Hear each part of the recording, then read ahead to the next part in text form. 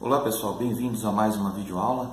Hoje nós vamos começar a falar referente à ressonância magnética nuclear. São somente as bases que nós vamos passar por enquanto. A ressonância é um assunto bem complicado, bem complexo para nós podermos estudar, mas eu vou passar simplesmente as bases, tá? Os conceitos gerais, para que você possa começar a se assimilar, a entender como que funciona todo esse princípio da formação da imagem radiográfica em ressonância magnética nuclear, ok? Se você puder, vai lá no YouTube, dá o like, clica no sininho para poder acompanhar os novos vídeos, e nós pretendemos aí a cada 15 dias estar colocando um vídeo novo, uma aula nova no YouTube.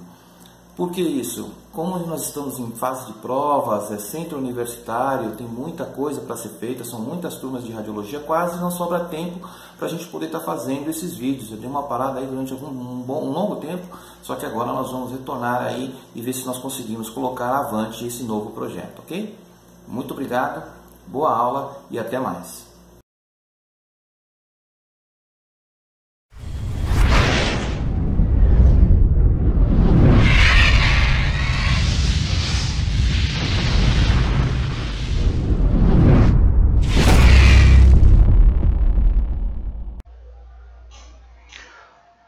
Olá pessoal, nós vamos tentar fazer uma aula explanatória referente à ressonância magnética. Eu estou aqui no centro universitário e se você ouvir algum ruído de fundo aí é justamente os alunos que estão transitando pelos corredores aqui, ok? Então nós vamos falar primeiramente sobre do que se trata a ressonância magnética. Ressonância magnética é um exame que geralmente é produzido principalmente por um campo eletromagnético que vai polarizar o átomo de hidrogênio no organismo do paciente, tá? Então nós vamos falar um pouquinho sobre os seus desenvolvedores, das pessoas que criaram a ressonância magnética, Eduard, o Felix e o Paul. Eles se juntaram, estudaram a referente à ressonância magnética, qual era o ponto de ressonância das estruturas anatômicas, e logo depois disso acabaram desenvolvendo meios físicos e cálculos matemáticos para que isso fosse realizado de uma forma mais prática. Então, a ressonância magnética em si, nós vamos falar principalmente de alguns princípios físicos básicos, né, sobre do que se trata a ressonância magnética. Nós vamos falar sobre o conhecimento em diagnóstico referente a esse método de diagnóstico muito moderno hoje em dia. E nós vamos falar sobre a multidisciplinaridade da equipe que vai estar atuando com ressonância magnética. Bom, o princípio básico da ressonância magnética é justamente a utilização de um campo eletromagnético e também da frequência, de uma frequência de radiofrequência, para que eu capture as imagens através desse campo eletromagnético. Então nós temos como princípio o nosso átomo de hidrogênio, que é representado por essa bolinha escura que gira em torno de si mesmo e que ele tem dois polos, um polo positivo e um polo negativo. Essa posição permite que eu polarize esse campo eletromagnético, esse átomo de hidrogênio. Então o hidrogênio vai ficar vai ser atraído por esse campo eletromagnético e vai ficar numa posição específica dentro do corpo do paciente. O aparelho é um grande eletroímã, tá? Então, toda essa parte, toda essa estrutura que você vê em volta, que nós chamamos de gantry, onde tem essa mesa de comando, onde tem essa mesa que o paciente fica deitado, ele é um grande eletroímã. Esse campo eletromagnético gerado por esse ímã vai fazer com que o meu átomo de hidrogênio fique paralelo ao meu campo eletromagnético. Aqui nós temos um gantry que está sem o acabamento, né? Lá dentro nós vemos as bobinas, o sistema de resfriamento. É um magneto supercondutor de 1,5 Tesla. Tesla, representado por esse T maiúsculo aí, ele é uma unidade de medida ao qual eu consigo mostrar a quantidade de energia que o campo eletromagnético possui. Então eu tenho um campo eletromagnético de 0,30, tenho um campo eletromagnético de 0,50 e ele segue aumentando até 3 teslas. até 3,0. Bom, dentro desse campo de ação é justamente onde eu coloco o paciente para que eu possa realizar esse exame. Tá?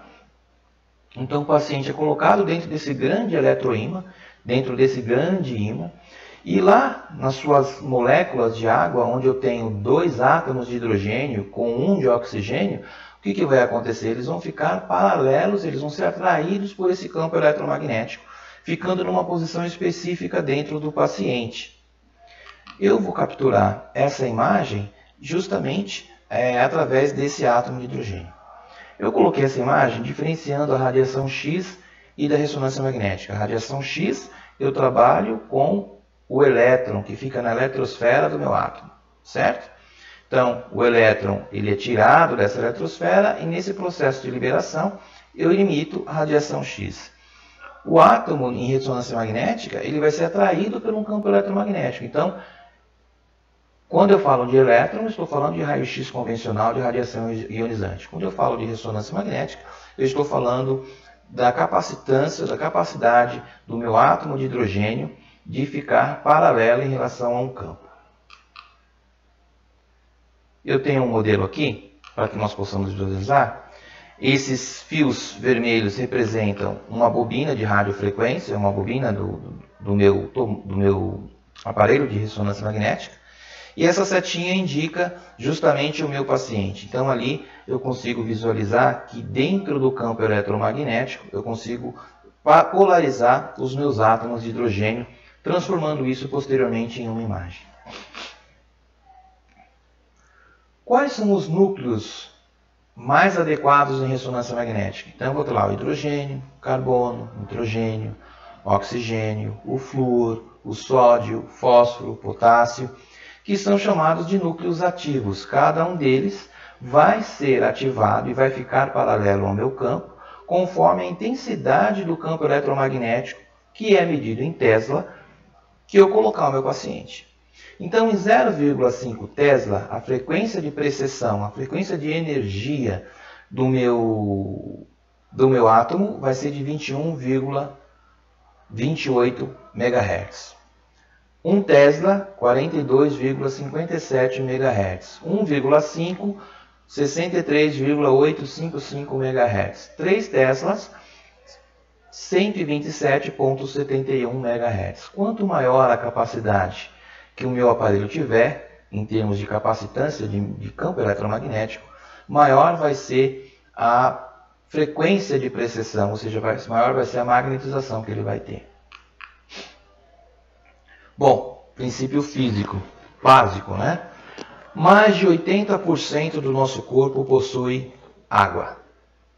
A maior parte do seu corpo possui água, não somente na sua corrente sanguínea, mas também nos núcleos celulares e também na própria gordura do seu organismo, tá? O princípio físico, então, assim, nós temos o campo eletromagnético da Terra, isso é só para exemplificar, nós temos o átomo de hidrogênio, representado aí do seu lado direito, que é esse H com mais sobreposto, e ele tem também resistência de movimento giratório, como se fosse um movimento giratório de rotação da Terra. Ele já tem um movimento próprio, e ele pode ser polarizado tanto positivamente como negativamente. Tá? Então, assim como os planetas giram em torno do seu próprio eixo, gerando um campo eletromagnético, os elétrons, os prótons e os nêutrons também possuem movimentação giratória em torno do seu próprio eixo, girando como se fossem planetas. Isso faz com que ele tenha um polo positivo e um polo negativo, gerando também uma microgravidade. Tá? Então, os princípios de ressonância magnética é a base do movimento giratório dos núcleos específicos presentes nos tecidos biológicos, enfatizando que eu uso principalmente o átomo de hidrogênio. Bom, voltamos aqui àquela nossa imagem sobre o paciente sendo introduzido dentro do meu gantry, dentro do meu campo eletromagnético. Só que, além do campo eletromagnético, eu também possuo alguns artifícios para poder gerar energia nesse campo e perturbar o campo para que eu possa capturar a minha imagem. Nós chamamos isso de bobinas de radiofrequência. Para cada parte do seu corpo, eu tenho que ter uma bobina de radiofrequência específica. Tá?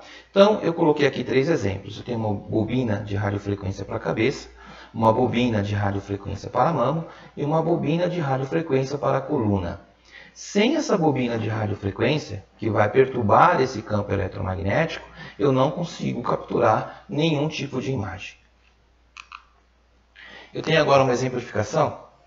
Eu tenho lá o átomo de hidrogênio dentro do campo eletromagnético, esse campo que parece aí uma ferradura, e eu tenho lá uma bobina que vai transmitir o sinal para o meu átomo de hidrogênio e uma que vai receber o sinal do átomo de hidrogênio. Como que vai acontecer isso então? Simples.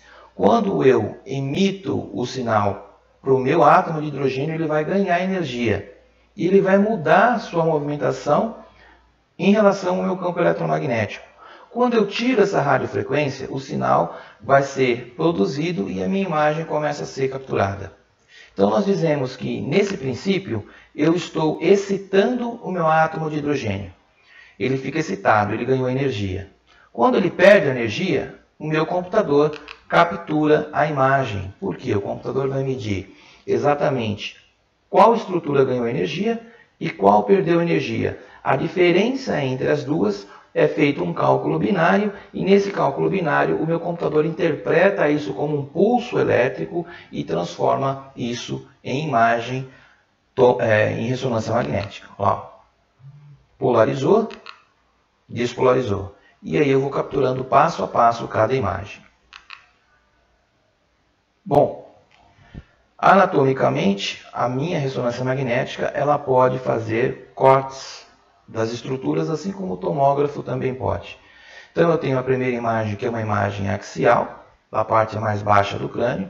A segunda imagem, eu tenho uma imagem em 3D, em 4D, que é a movimentação dela, né? Então eu tenho uma imagem em corte sagital. E a terceira imagem, novamente, eu tenho um corte axial da parte mais superior do crânio. As imagens, elas se dividem entre uma imagem ponderada em T1 e uma imagem ponderada em T2. O que isso significa?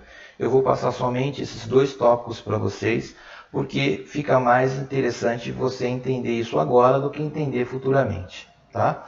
Existe uma série de protocolos para ressonância magnética. Cada um é específico para aquilo que você tem interesse em descobrir da patologia ou do próprio paciente. A imagem ponderada em T1, geralmente ela vai saturar a gordura. Então, tudo aquilo que tem mais gordura na região de interesse vai aparecer com uma cor mais clara, no caso do crânio. Tá? Olha lá. Onde eu tenho mais concentração de gordura, eu vou ter uma imagem mais clara. A imagem em si vai ficar mais clara. E na ponderação T2 é justamente o oposto. Onde eu tenho mais acréscimo de líquidos, eu vou ter uma imagem mais escura, como se fosse um negativo da primeira. Então, olha lá, tem um corte axial no crânio, eu consigo ver ali toda a parte mais escura, onde é a parte mais líquida do crânio do paciente. Ok? Ficou bem mais claro, né? Espero que vocês tenham entendido essa parte, é um pouquinho mais complicado, mas isso você vai conseguir assimilar em outras aulas. Bom, as imagens seccionais elas podem ser feitas em diversos planos, assim como na tomografia computadorizada, ela pode ser feita no plano axial, coronal ou no plano sagital. Eu coloquei aqui 3 imagens só para nós recordarmos isso, você já deve ter visto isso em anatomia geral. Tá? Então, eu tenho o primeiro plano, que é o meu plano sagital, o segundo, que é o meu plano coronal, e o terceiro, que é o meu plano axial, também conhecido como plano transverso. Os aparelhos de ressonância magnética se diferenciam conforme a sua capacidade. Modelo também, né? Então eu tenho um aparelho de 3,0 teslas, que é um aparelho considerado de alto campo. Ele é um aparelho fechado. Isso significa que o paciente que for fazer uma ressonância magnética de crânio, ele vai ter que ser inserido literalmente dentro do aparelho. Isso gera dificuldade para alguns pacientes, porque alguns deles sentem fobia em relação a colocarem um paciente dentro de um tubo. Geralmente a expressão que o paciente usa é o seguinte: não quero ficar dentro desse buraco, né? Porque ele tem cerca de 3 metros de comprimento e realmente é um túnel, e o paciente fica dentro desse túnel. Eu tenho o de campo aberto, Está vendo que já se diferenciou? Ele é aberto nas laterais e ele varia de 0,5 teslas. Tem o equipamento portátil, geralmente para fazer extremidades, fazer tornozelo, fazer joelho. Pessoas que têm fobia acabam se aproveitando desse equipamento para poder realizar o exame de ressonância magnética. E a sala de comando. A sala de comando pode variar conforme o espaço, conforme o ambiente, conforme o modelo do seu equipamento. Dependendo da marca, se for Philips, GE, Siemens, o protocolo muda um pouquinho, né? A plataforma muda um pouquinho, o formato, mas as funções sempre vão permanecer as mesmas. E os artefatos? Artefato geralmente está relacionado a má calibração do equipamento, relacionado a defeitos de captação da imagem da bobina ou de movimentação do paciente. O paciente se movimenta na hora do exame e eu vou ter que voltar e repetir esse exame naquele percentual que foi perdido porque o paciente acabou se movimentando. Ressonância magnética é um exame demorado, né? Então, dependendo do equipamento, a pessoa vai fazer uma ressonância de crânio, ela fica 40 minutos deitada na mesa. Então, a pessoa fica 40 minutos imobilizada, sem poder se mexer, é muito difícil, acaba se mexendo um pouquinho. Tá? E a enfermagem? A enfermagem tem um percentual grande no atendimento do paciente. Por quê? Não que isso sirva de regra, mas a enfermagem ela está diretamente relacionada ao posicionamento do paciente. Então, o paciente vai ser atendido pela enfermagem, vai passar pela triagem, depois o próprio enfermeiro, auxiliar de enfermagem, vai posicionar o paciente na mesa, passar as orientações para ele, para que você possa realizar o exame da sua sala de comando. Tá? Então, nós temos o paciente, nesse caso, o paciente está em decúbito ventral. Aqui, ele já está fazendo uma ressonância magnética de joelho, provavelmente. Ele está em decúbito dorsal. Uma ressonância magnética, novamente, talvez de tornozelo ou pé. O paciente continua em decúbito dorsal. Olha lá. Provavelmente abdômen ou pelve. O paciente continua em decúbito dorsal.